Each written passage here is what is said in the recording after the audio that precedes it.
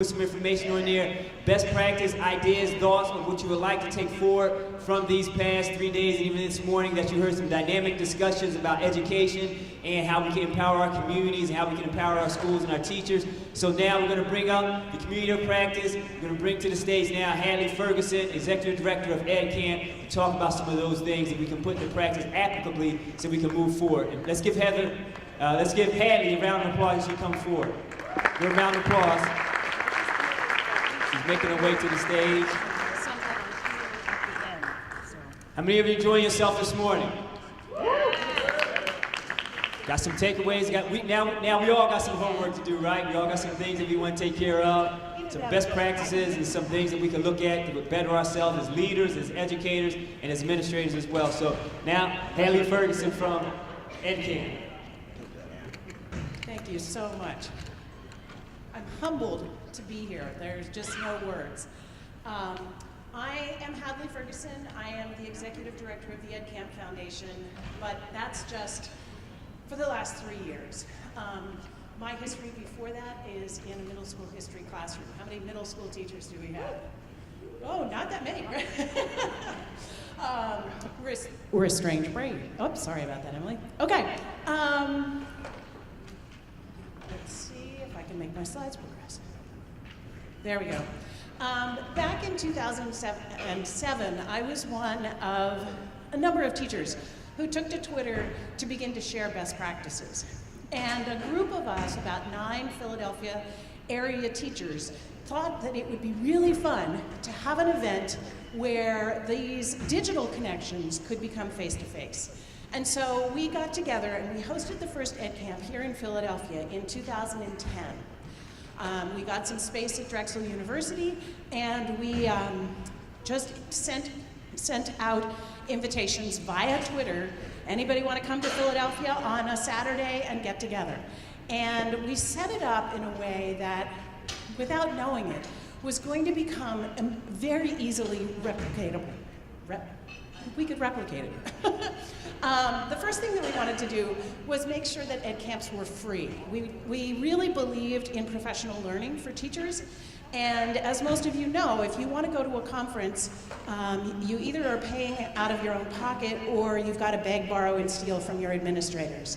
And so we wanted to make any teacher who just wanted to learn and grow, we wanted to provide an opportunity for that. We also wanted to make sure that EdCamps were always open to everyone. The original founders of EdCamp came from a wide variety of schools. Inner city schools, suburban schools, rural schools, public, private, charter schools, and we really loved the conversation that happened when you got that cross-pollination of educators.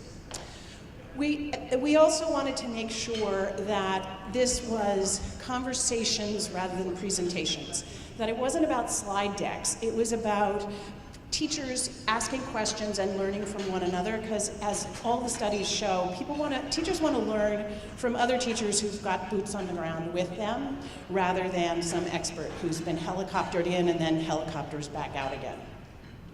So this is what it looks like before an EdCamp starts. This is what the session board that I created last night looked like, because the conversations come from what the people who are there want to talk about. So every EdCamp depends on who comes. And the average EdCamp, usually 50, 75 people will show up, though there are EdCamps as large as 500 or 600.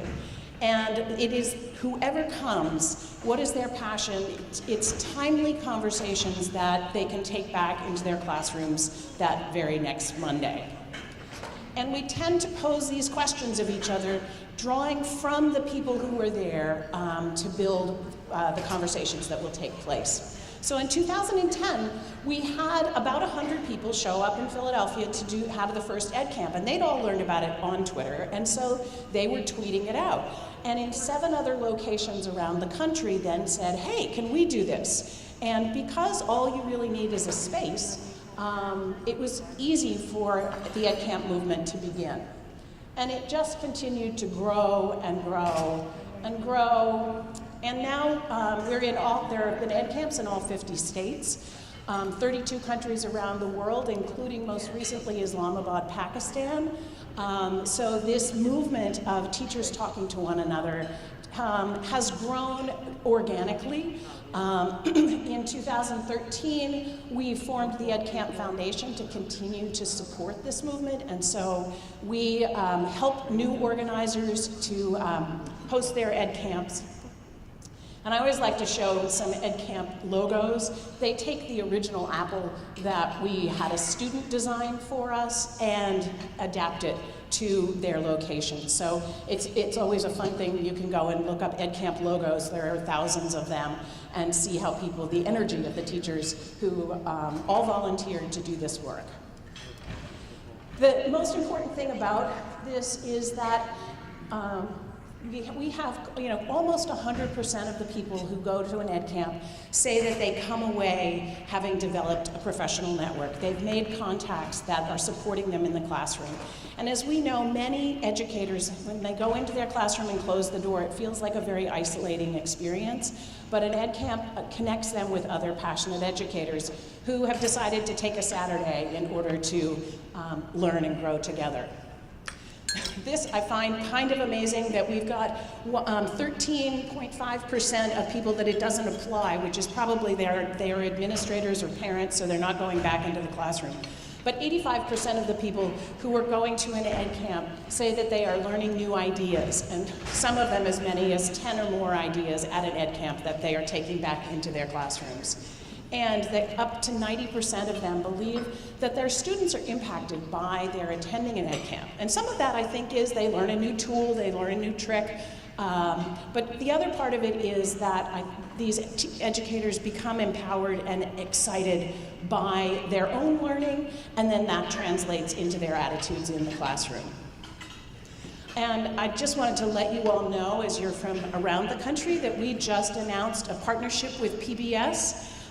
We are going to be piloting EdCamps at local stations. So if you have connections with your local station, you can reach out to them. We are piloting right now in 11 stations around the country, but we're hoping to eventually reach into all, I think it's 170 stations around the country, because while learning media is an awesome resource and gets 1 million hits a month from teachers, there's no depth to that community, and they identified EdCamp as the best way to build teacher communities.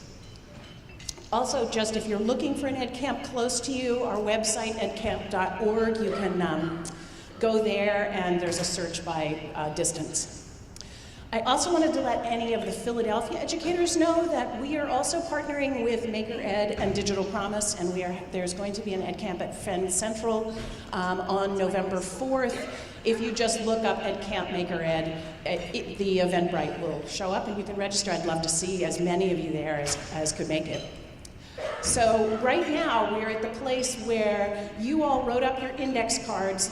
The mystery behind it is that I went out and spread them all out and looked for categories. And then I built a session board with 15 different topics going on. So the session board looks something like this, and I wanted you to pay attention to the fact that in each session, there's a little blue notes that connects to an open Google Doc that is set up by write down your topic, who are the participants in this conversation, and then what are the main takeaways.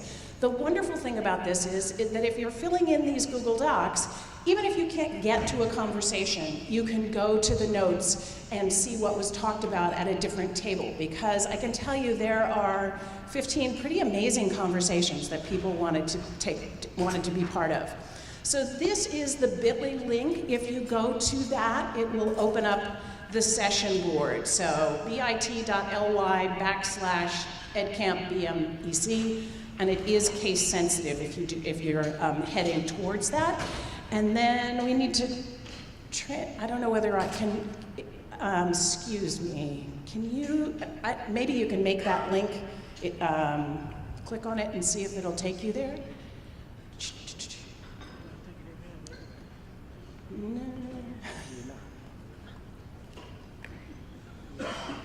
So on the tables are the numbers on green, 1 through 15. And when it loads, okay. So at table 1, if I can read it, strategies for loving our babies is over there. Table 2, bridging the gap between 9 to 12 educators in higher ed. 3 is tackling the role of trauma in education. 4, building communities of Black male educators around the country. 5 is working for equity in school districts. 6 is creating pipelines for boys to become educators. That 6 is back over there and then across. 7 is culturally responsive classrooms and schools. 8 is translating for white educators the experiences of Black children.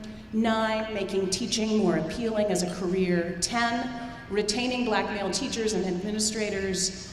11, connecting with parents. 12, amplifying the voices of Black male educators. 13, police in schools, good, bad, needed. 14, how to recruit more men of color to teach. And 15 is student voice in the conversation. So it goes 1 through 5, 6 through 10, 11 through 15 in the back. I apologize if yours was one that didn't get up there, but hopefully you can find a conversation that you want to take part in. And one of the things that we say at EdCamp is the rule, we use the rule of 2 feet, which is if you get to a conversation and you want to listen to that for a little while and then go to another one, feel free. This is about you and your conversations. And the goal here is to really be thinking about, with each other, what do we do next? How do we take what's happened in these couple of days and move it forward? So look at the topics that are up there and choose the conversation that you want to be part of. And just